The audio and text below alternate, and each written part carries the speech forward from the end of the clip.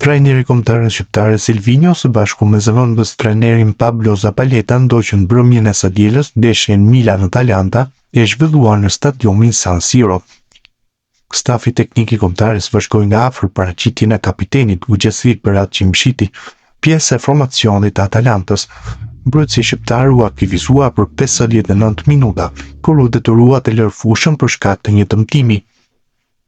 Vizitat në klubet europiane do të vijojnë në kuadër të përgatitjeve për kualifikueset e kampionatit botror 2026, me qëllim vëzhgimin dhe takimin me futbollistët e ekipit kombëtar.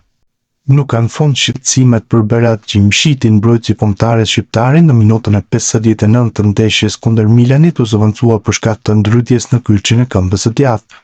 Qendja mbrojtësi do të vlerësohet me stafi mjekësor i Atalantës në orët në vijim për të përcaktuar kohët e rekuperimit të tij.